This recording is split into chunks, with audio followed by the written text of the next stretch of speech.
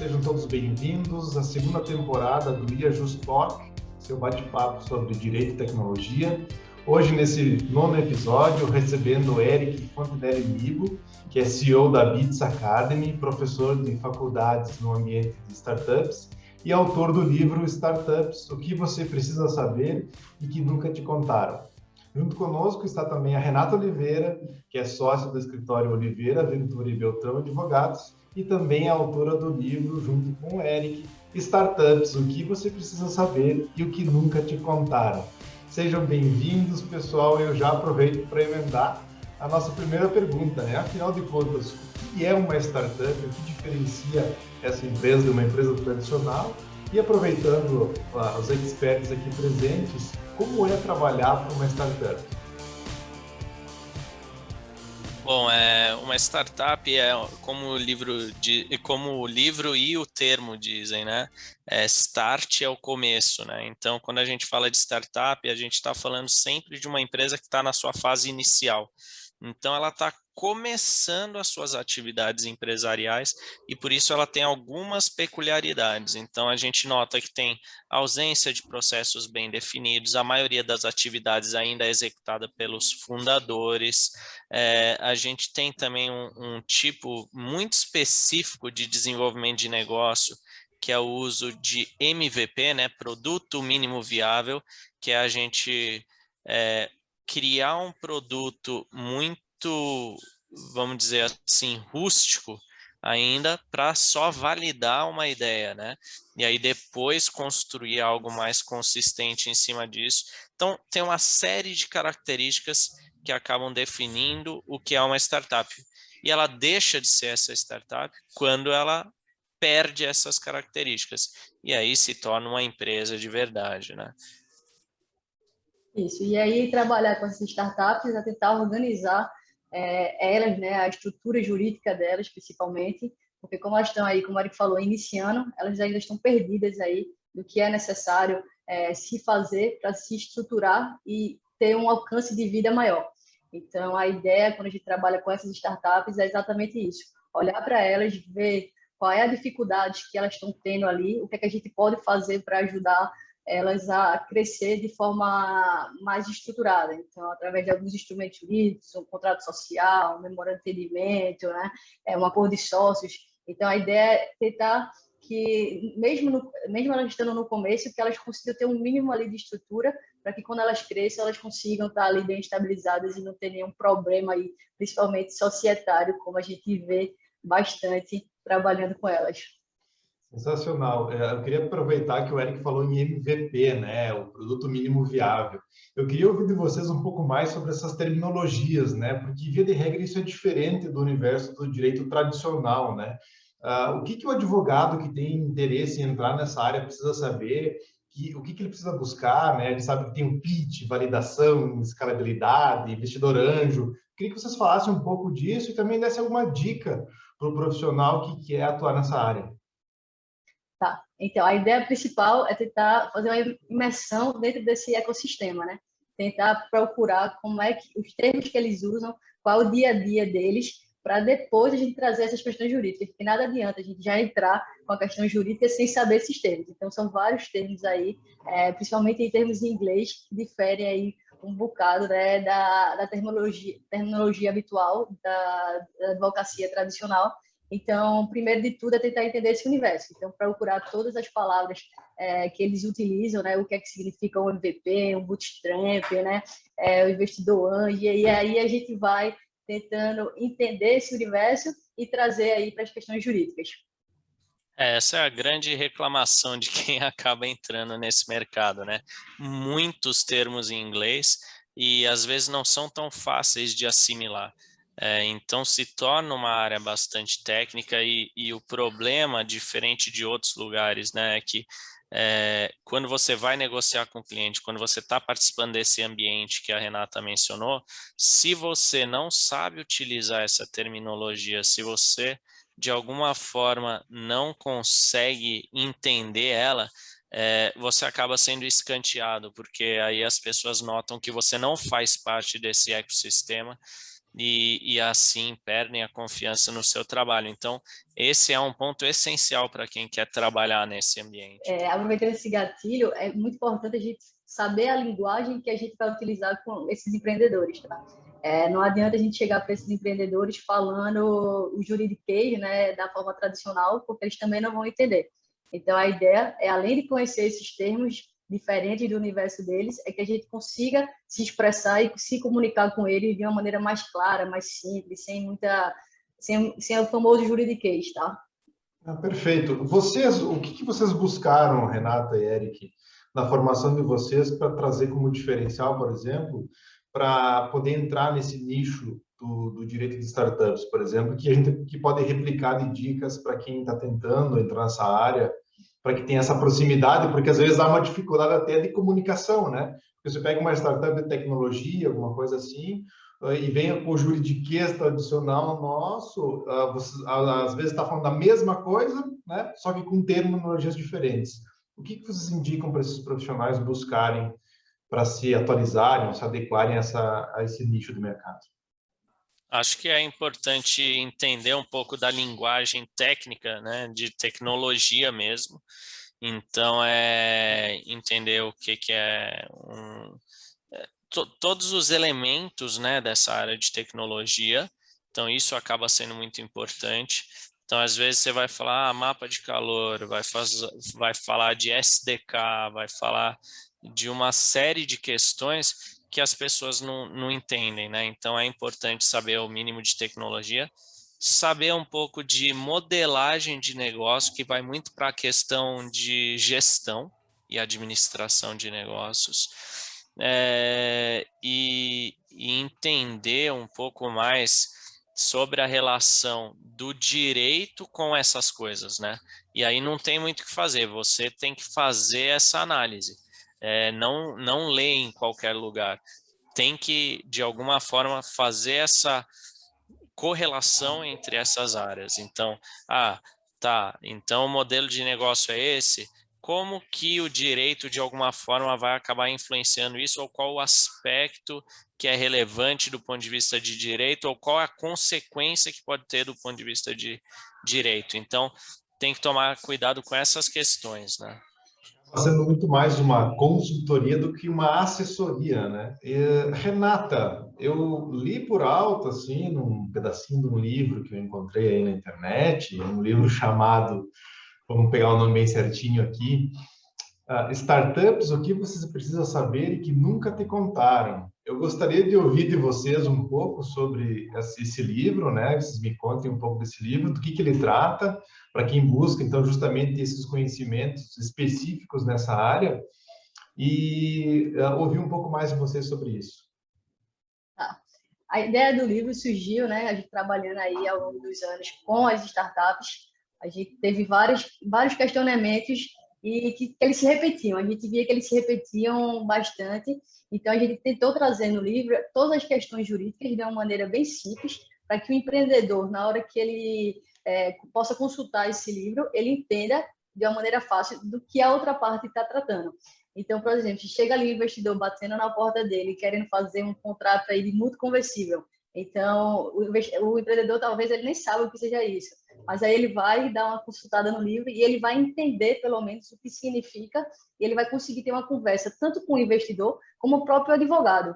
Então, a ideia desse livro é realmente isso, simplificar todas as questões e tudo que uma startup possa precisar ao longo da vida dela, né, desde o começo até ali o final, quando ela se tornar ali uma empresa grande, como o Eric falou no começo, ter todas as estruturas de maneira fácil, que ele consiga ler e entender. Então, quando ele for tratar disso com as outras pessoas, ele já sabe, poxa, eu já li aquilo ali em algum lugar e eu consigo conversar e ninguém vai me enrolar, sabe? Eu gostaria de ouvir de vocês um pouquinho também. A Renata aqui já jogou algumas questões importantes sobre assessoria jurídica para startups, né? O mútuo conversível. Eu queria ouvir de vocês, Eric, também, sobre qual que é o instrumento, já que esse programa vai ser acompanhado por investidores também, qual que é o melhor instrumento hoje no Brasil para investimento em startups? E já fazendo o link para comentar um pouco sobre o chamado marco legal das startups, né? O que trouxe inovador para o Brasil, tanto para investidor como para os empreendedores? O que é importante, essa é uma pergunta que sempre fazem, né? Então, o que é importante a gente entender não existe um instrumento que é melhor do que todos os outros, tem que analisar o que está acontecendo em cada caso, né? E aí a gente tem sim um documento que é mais utilizado, que é o mútuo conversível, seja ele nessa forma pura chamada mútuo conversível, ou então uma variação que na verdade é o original dos Estados Unidos, que é o SAFE, que é o Simple Agreement for Future Equity. Então é um documento que veio aí dos Estados Unidos e que está sendo importado para o Brasil também. Então esses são os dois documentos que mais são utilizados hoje, né, para fins de investimento, mas não significa que são os melhores, né? O melhor é aquele que vai ser de alguma forma formulado para uma situação específica e aí pode ser de diversos tipos, tá? Então vai depender muito. Então esse tipo de documento não está previsto no marco legal, né? O marco legal ele vem muito mais como uma norma que a gente chama de programática. Então é uma norma para abrir portas para afirmar, olha, existe aqui alguma coisa. Então vamos começar a fazer mais legislação sobre isso. Então o marco legal em si não traz muita novidade, muita mudança para quem é empreendedor, para quem é investidor, etc. Renata, você comentou também sobre a importância e a questão desses instrumentos jurídicos. Qual que é a relevância de um acordo de cotistas para uma startup que está iniciando, digamos assim?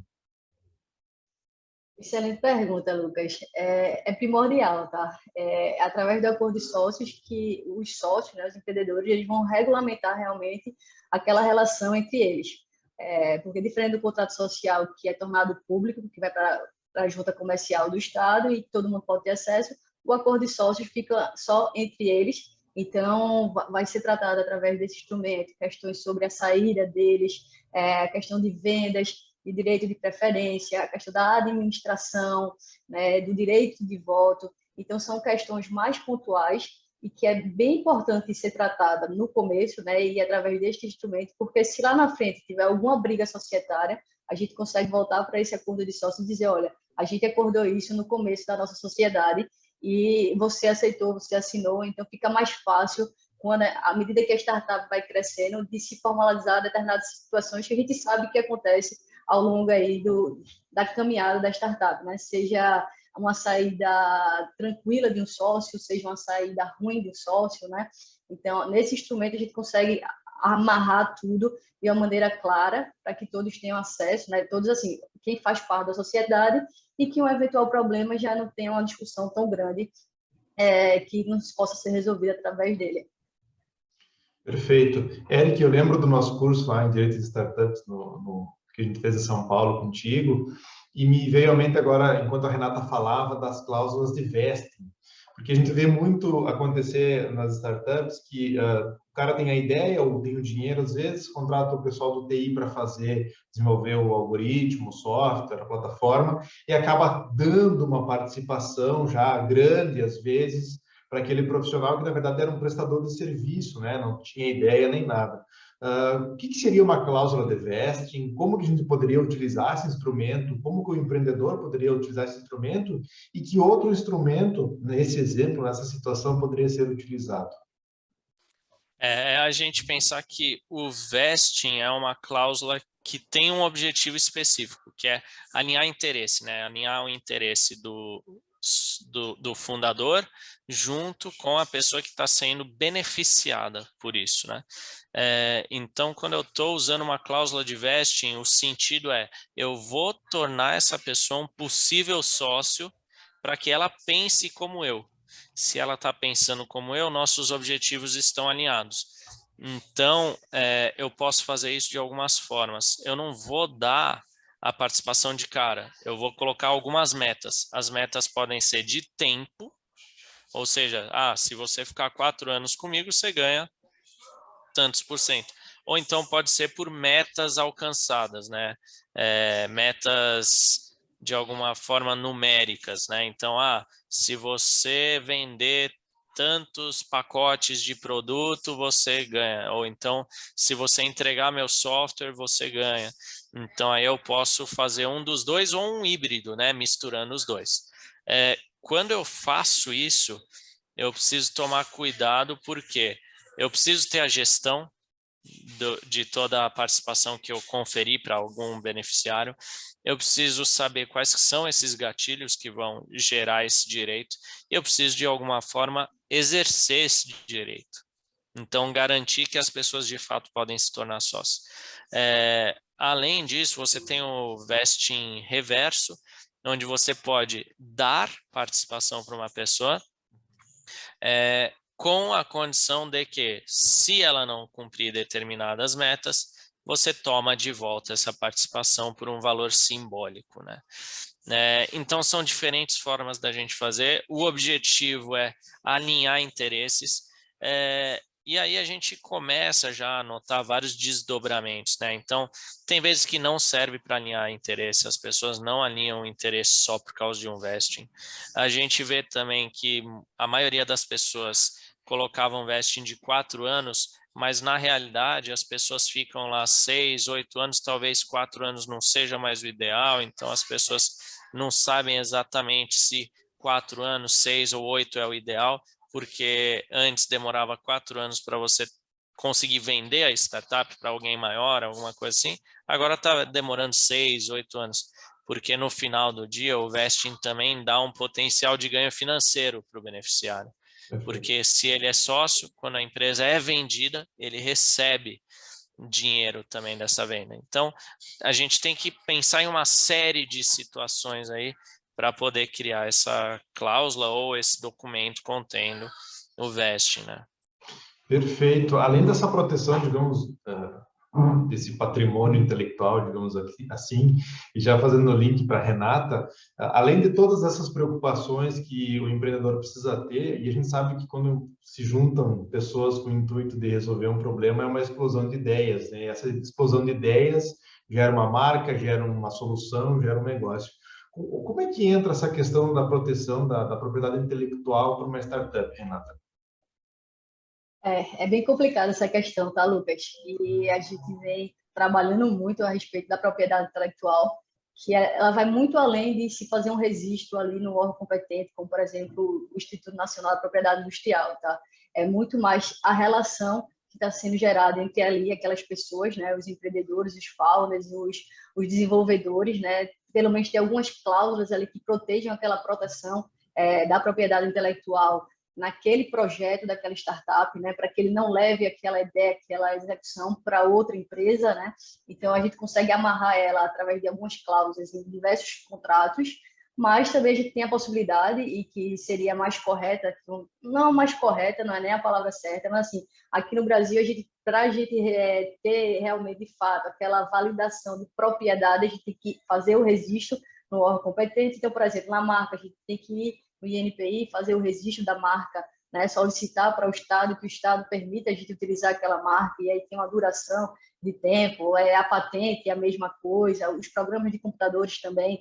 Então, a gente ainda tem sim que chegar para o Estado, né, para o governo e solicitar, olha, eu tenho isso aqui, mas eu preciso que você dê um certificado, uma declaração que realmente isso é meu. E aí tem os prazos para cada um desses pontos, né, da marca, patente, softwares, mas acho que para uma startup que está começando, é primordial que ela proteja isso dentro de casa, tá? Entre as pessoas que estão ali utilizando daquela propriedade intelectual. E lembrando que ideia a gente não pode registrar, né? Não se registra, não se patenteia, não é nada, né?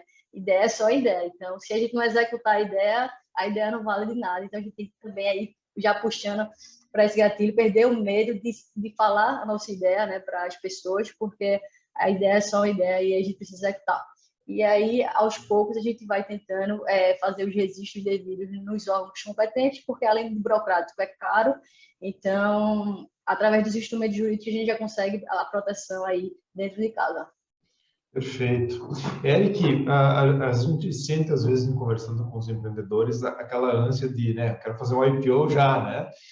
Qual que é o melhor formato de iniciar uma startup? É no modelo de limitada? Ou, se é nesse modelo, quando que eu passo para uma SA de capital fechado, uma SA de capital aberto? Qual que é o melhor modelo e quando que é o momento da virada, digamos assim? Perfeito.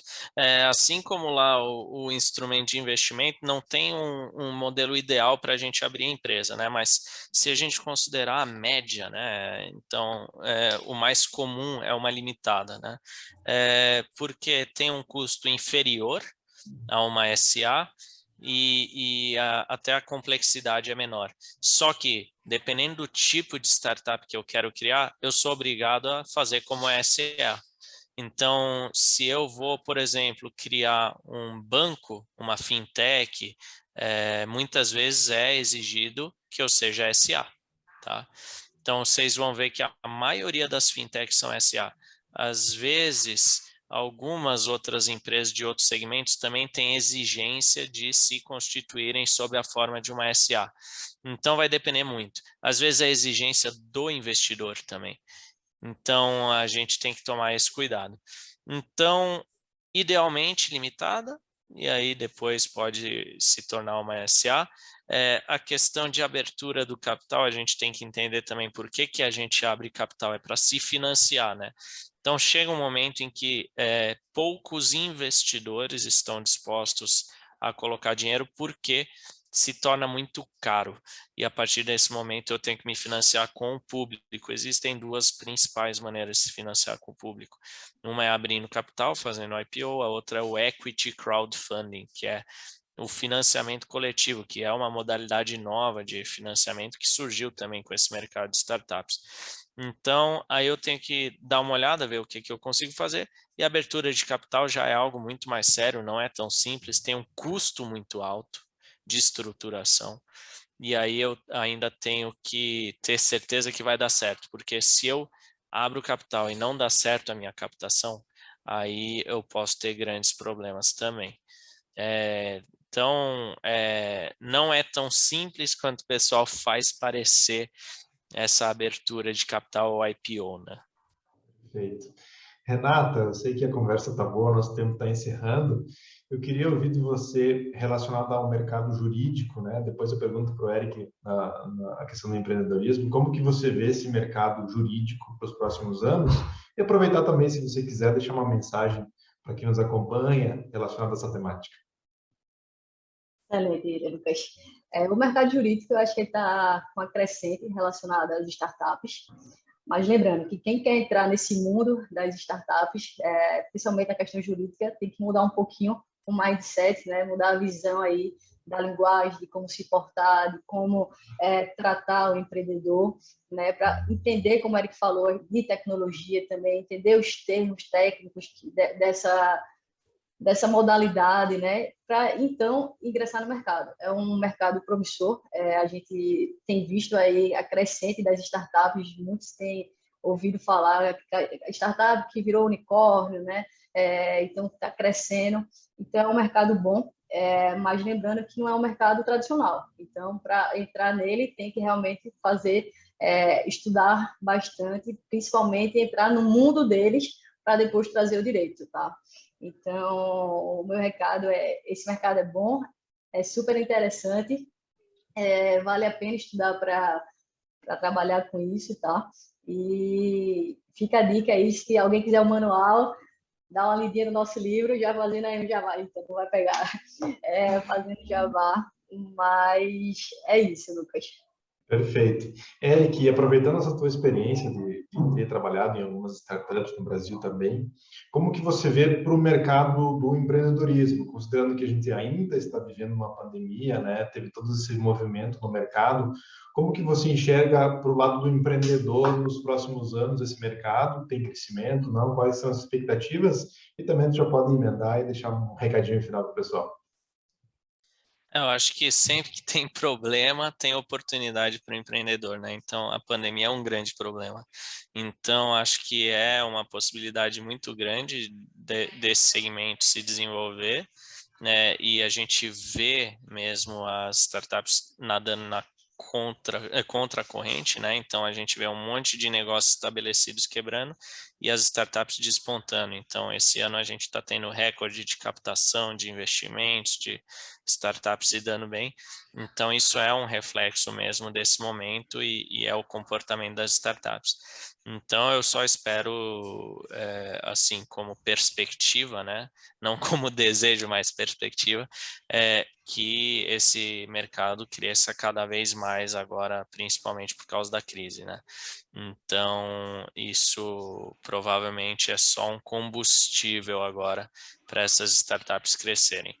E também convido o pessoal a ler nosso livro, né? Porque ali a gente está discutindo aspectos práticos, tem muitos casos, né? Exemplos reais para o pessoal entender, se inspirar, e ele está escrito em uma linguagem que é voltada para o empreendedor, né? Não é pro advogado, mas pro empreendedor entender. Assim, ele consegue entender onde que existe risco, como que ele pode fazer as coisas para conseguir crescer da forma correta, né, ou adequada, sabendo dos riscos que está tomando, né? Então, acho que isso é o que é o mais interessante nesse livro aí. Perfeito. O papo está muito bom, pessoal, mas agradeço muito vocês terem aceitado o meu convite para o nosso humilde programa. É uma honra ter recebido vocês. Eu sei que tem novidades, né, da empresa do Eric, que vai participar do Shark Tank. Daqui uns dias vai ter o episódio no ar, então o pessoal vai ter que acompanhar. Estamos vivendo isso aí na pele, viu? O pessoal vai acompanhar para ver que não é fácil, né, Eric? E o livro, né? Depois na descrição do vídeo e do episódio no Spotify vai ter o link para vocês comprarem o livro, né? Que é Startups, o que você precisa saber e que nunca te contaram. Eu agradeço muito, pessoal, a presença de vocês. Quem quiser mais conteúdo do IAJUS Talk, siga nós nas redes sociais. E até a próxima. Tchau, tchau. Obrigada, Lucas. Obrigado, pessoal. Tchau. Valeu.